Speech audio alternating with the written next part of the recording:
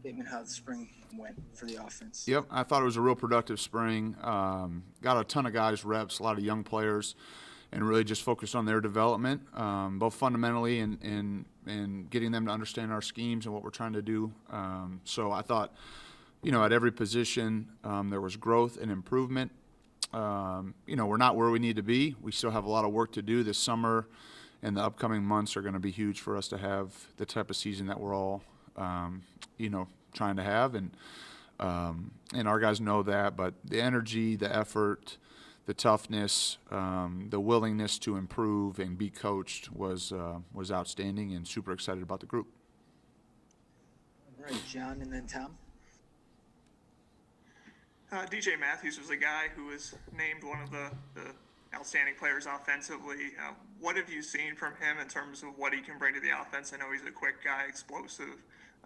What kind of plays did you see from him this spring that make you think he could have a lot of success in the fall? I think some of the physical things, are pretty well known. You can see just from some of the production that he's had in his career, just from the elusiveness and the quickness and the change of direction. Those things are relatively, they've continued to grow, and he's continued to get stronger and all those types of things. But you can see that on the film. I think the thing that I was most pleased with DJ is just the level of maturity, the experience, the preparation, the note-taking, the film study, some of those things that I think a player like him, just the overall, just the experiences that he's had and his maturity has really rubbed off on the whole group. And I think that's probably, aside from the on-field production and the plays that he made, I think that's what I was most pleased with and excited about is just, his maturity and work ethic and preparation on a day-to-day basis. He was a consistent and dependable player. And certainly had production on the field in different moments throughout spring. So we're real excited about DJ. I know he knows he needs to continue to improve just like the rest of the guys, but, he's been a real, I wouldn't say pleasant surprise, but just a pleasant and a great addition, and we're excited about him. He's really integrated well with the team. I think the guys like him and respect him. Likes to be coached, wants to be coached, and I appreciate that about him. So we're excited about DJ, and he needs to continue to improve and get better over the next couple of months, but he's been great, and we're excited to have him. All right, Tom, then Dustin. Hey, Nick, good to see you again. You too. The spring is always so important in regards to establishing depth with all your spots along the offensive line and such. How do you feel about how all of that went, and was there any pleasant surprises or anything like that came about as well? I think we're a work in progress still up front, relative to the depth piece that you're asking about. I think we have a pretty good idea of, who we're anticipating being in the top group or the top group and a half. Those positions are still open and to be determined. But certainly there's some players there that have had a ton of experience that we're expecting to continue to elevate their play. But I think from the young player standpoint, just the amount of reps that they were able to get. We have a lot of good young linemen in the program that just need to continue to get developed and make mistakes and learn and grow. And, we're excited about that. I'm trying to think, without missing, players, guys that had a lot of reps and I thought improved and took a step forward. Guys like Cam Knight, Josh Sales, Randy Holtz, Tim Weaver, some guys that maybe, and I'm sure there's others, I'm not listing all of them, but just guys that are young, developing offensive linemen in our program, that we're really excited about, and we think they have bright futures, but it's a developmental position. You're talking about the biggest, strongest, part of the game. You're getting on the line of scrimmage, and not only from a physicality standpoint, but also from a communication and recognition, at this level of football. It takes time, but those guys are doing a good job, and Coach Hiller, has as good as there is, and he's grinding those guys and trying to get them as good as they can be, as quickly as can be, and they've had a great attitude and are working hard. And there's other guys that I'm sure I'm forgetting right now off the top of my head, but we're excited about the young linemen that we've recruited here, and now it's our job to get them to play up to the level that we think they're capable of, and their job to work and get coached as hard as possible. So they're doing a great job, and we're real excited about them. Dustin and Kevin. To stick on the offensive line theme, just what was your impressions of Zach Carpenter in the spring? Basically, where was he mostly used at center? Did he move around at all? And what did you think about his play? Yeah, he's an inside player, and he has versatility both at center and guard. And so we try to train as many centers as possible. If you can snap, we try to get you in there because it's a position that if somebody, pops a shoelace, you got to make sure you have enough guys that can snap. But, obviously it's a critical position from a communication standpoint.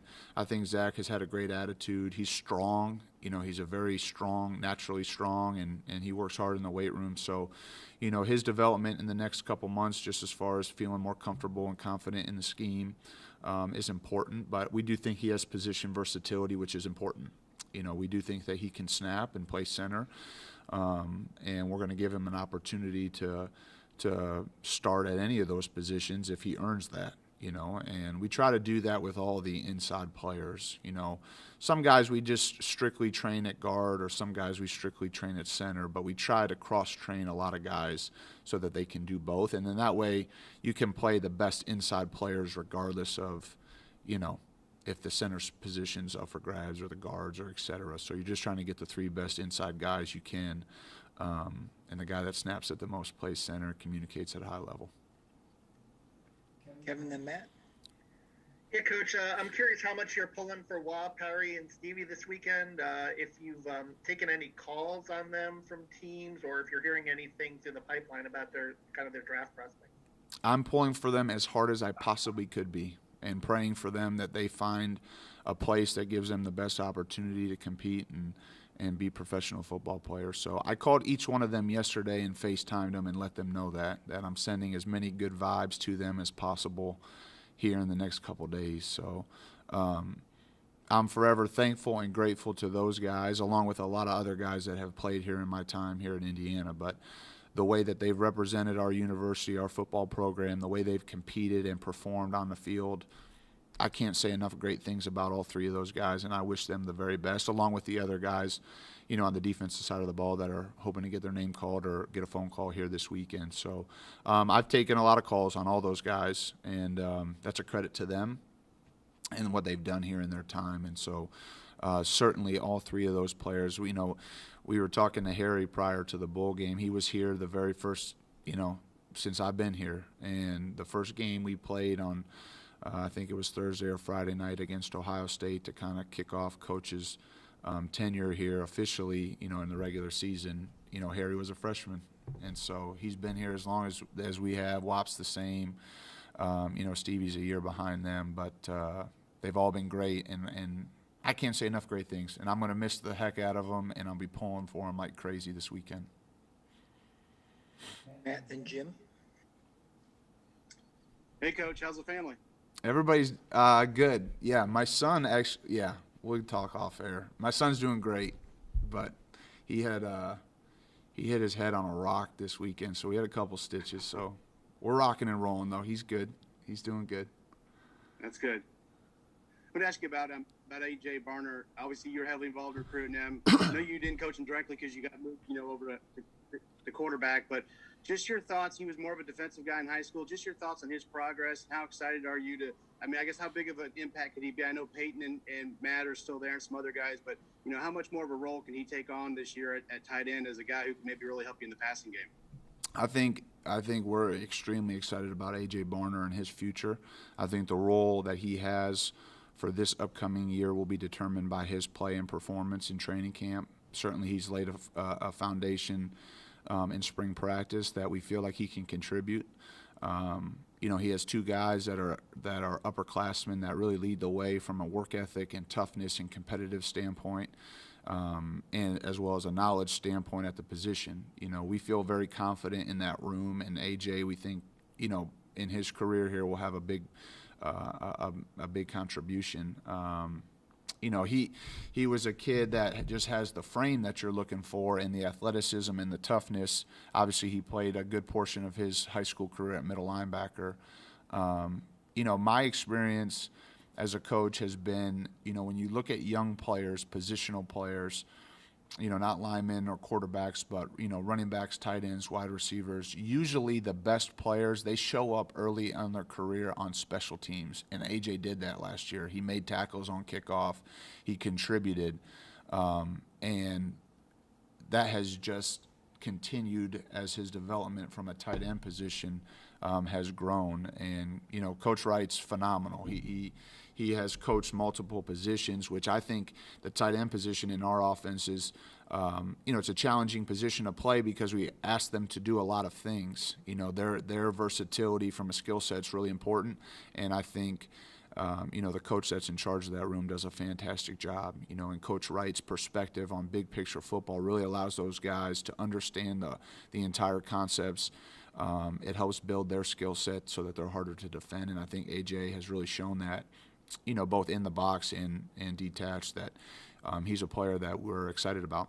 And his role will be determined by how he plays throughout, you know, training camp, but we're expecting big things out of A.J. All right, Jim, and then Paul. Excuse me. Hey, Nick, how are you doing? I'm doing great. How are you? Good, great, sir.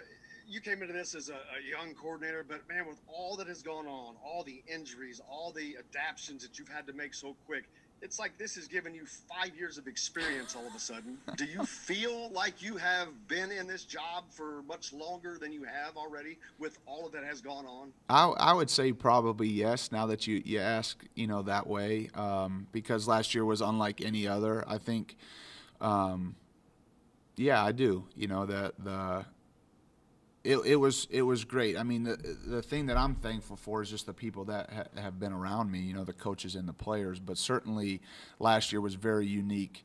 You know, the offseason, the preparation up to the season was extremely unique and challenging. And you look back and say there's things that you wish you did different or you would do again or whatever it may be. And it was hard to, you know, this has been a little bit more normal from a preparation standpoint. You know, you have 15 spring practices, the implementation and development of your group, you know, relative to scheme and fundamentals is a little bit more normal. And, you know, knock on wood, we're expecting that a little bit more, you know, in the next couple months. So I think there's things that came about last year that you couldn't have prepared for. You know, you had to adjust and adapt on the run. And I thought the kids did an excellent job, and the staff was super helpful. And I think you try to grow and improve every year. You know, you try to grow and improve every game, you know, from one game to the next, one season to the next, one practice to the next. And so I'm certainly in that mindset and trying to do the very best job I can for Coach Allen, for this school, this university, for the coaches and players, because I care deeply about them. All right, Paul, and then we'll wrap up with Tom. Hey, Coach. Obviously, Jack took the lion's share of snaps at quarterback, but who were some other guys in that room that produced as things went along this spring? Well, we ended up, you know, we had a couple injuries in the room just within spring practice, and so the guys that took the majority of the reps were Jack and Grant Gremmel and Will Johnson. I really thought Grant, you know, last year from spring practice, we had 4 spring practices, and Grant did not get that very many reps early on in spring, kind of by design. We tried to split up the reps, and I thought Grant did a nice job and took advantage of the reps that he got this spring. You know, he executed the offense. He did a nice job communicating. He went the right way with the football, made good decisions. So he was somebody that I think took a step forward and improved. And he's still a young player. He's an in-state kid. He cares a whole lot about this team, this program, this university. And, you know, he's continued to improve. And I think Will's a big, strong athlete, did some nice things, you know, and he's developing as well. But I think Jack, you know, he took the majority of the reps. He had couldn't have asked for more reps from a developmental standpoint, and I think he took steps forward, and I'm excited about Jack and his future, and he's great. I mean, he's proven to be able to go in the game and win Big Ten football games, and I think he's just continuing to grow as a player. So we're excited about that room and excited to get healthy and get some guys back. All right, Tom, last one.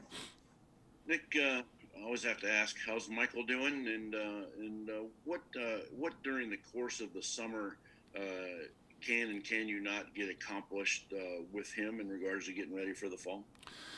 Mike's doing great, and he's recovering and rehabbing, and he's doing a real good job. And I think in the summertime, it's the progress is sometimes day to day when you're dealing with coming off of surgery. I feel confident in our ability to do some things fundamentally for him, to get him back throwing, get him back doing some of the drill work. It might be modified, early on in summer, and hopefully as we get closer towards August, it'll be more towards normal. But we want to be smart about that. We want to make sure that Mike's fully healthy and ready to go. But I feel confident that he'll have a productive summer, and he'll be able to get some of the timing and some of the work that happens during those months with the wideouts and tight ends and running backs, and the communication that occurs with the offensive line. So I feel comfortable with where he's at, and I think he feels the same way.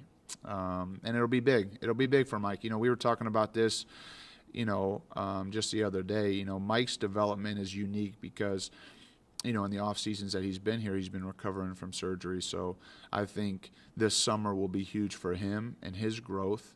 And I think he's excited about it. And, I have a ton of, I admire Mike for his toughness and the things that he's had to go through since he's been a player here. I told him that, I think some of the mental toughness to go through some of the injuries that he's had and continue to have an upbeat and positive attitude, it's inspiring, and I admire him for that. And I try to encourage and push him to continue to chase his dreams, because he's a special player and a special person, not just to me, but to my family and this place and our staff. And so we're excited about Mike, and know he's got a big summer ahead. All right, thank you, Nick. Okay, thanks, guys.